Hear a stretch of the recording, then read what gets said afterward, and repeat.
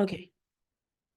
Um, my presentation is called The Joy of Escaping into a Good Book. It's a speech. Um, so if you guys ask my parents what kind of person I am, I assure you they're gonna tell you that I'm quiet and reserved because every one of my teachers have said the same thing. Um, they'll even say that I always have a book with me, or they'll tell me, or they'll tell you guys that they'll see me at the mall and I'm usually at the bookstore.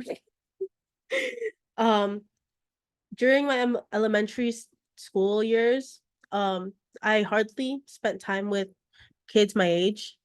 I'll always be at the library fixing the books in the shelves or reading books with the librarian because that sounds sad. Anyways, but honestly, it seemed like that's the reason why I have trouble connecting with people my age now because of that little hobby that I have. But honestly, I would say different things about it because I never really saw reading books as a hobby or like something that I really loved before. Um, because I was a curious kid, I always had different hobbies. I love to cook, I love to bake, I love to do all sorts of things because I don't know, I just didn't know what I wanted to do. Which frustrated me because I didn't know who I was at the time. Um, but during middle school, that's when I fell in love with reading. I loved to stay up to read books, even though it was a school night. Um, I would sit down and read books during recess. It was just fun for me. But I also especially loved the feeling of sitting down and diving into a good book. It became like my whole personality. It was a magical feeling, in my opinion. And in this presentation, I'm going to explain to you why I love and enjoy reading books so much. So, number one, it improves critical thinking and problem solving skills. There are many different genres of books, like a lot of genres. The ones that I'm very familiar of is fantasy, which includes which includes this series.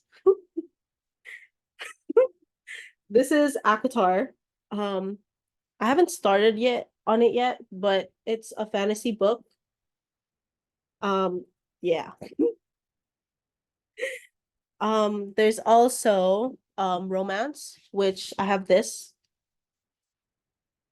It's a teen fiction. Well, I would consider it a teen fiction, in my opinion.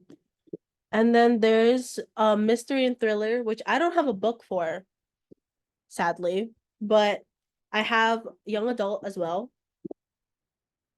This book actually was one of my favorite young adult books, but I haven't read it in like a year or two, so I don't really remember much of it. Um, so with the different genres that I talked about, they're reading them is like a puzzle where when you read the different genres itself, it feels like you're using context clues and you want to predict the storyline, which helps you read more of the book. Um, an article that Akud actually wrote in July 24, 2023, he explains that as we follow intricate plots and unravel complex characters, our brains work to process information, analyze solutions, and predict outcomes of the books itself. And it also helps with, like, for example, if you have um, English classes, it's easier for you to read the novels that they give you. And if they give you questions, it's easier for you to understand what the answer of that question might be.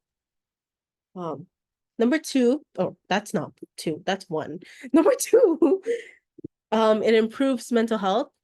I am someone that struggles with depression and anxiety. So reading books is one of the things that actually really help me. Because when I'm down, I pick up a book and it feels like I escape into the character's life rather than thinking of my own for a while. It allows me to feel because as a person that has anxiety, it's hard for me to feel emotions when I'm in front of people because it makes me feel like, oh, it's embarrassing for me because I feel like I'm getting judged all the time. Um, so in an article of Quit, he actually explains also that reading about characters who are struggling the same issues as you, it's a connection that helps you feel visible and less alone. Also, when I actually annotate books. I don't have a book that I annotated in my room. But when I annotate books, I'm allowed to write my thoughts, my emotions and feelings without feeling judgment from other people because it's between me and I guess you could say the characters of the book, even though they're not real people. Yeah. Um, the third point is freedom.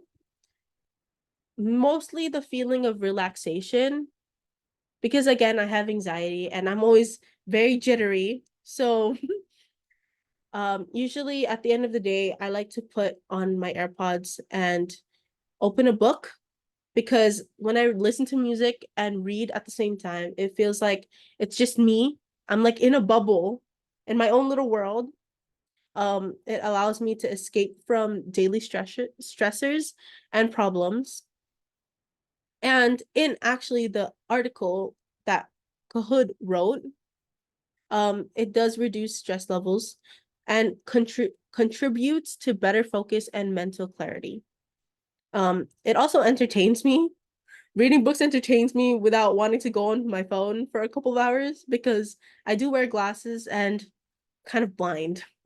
So, um, I have actually, I'm reading a book. This one, yes. It's called Angelica Frankenstein Makes Her Match. It's a fantasy and romance book. It's a book. I heard that it's very slow paced. So it's a book that I think I could read between different days to help me just relax at the end of the day without and it's not very like I guess it's not a book that you want to anticipate. It's like really slow. So I'm not um wanting to finish it right away either. But yes. In other words, reading is something that I enjoy in my free time. Being a college student is very stressful.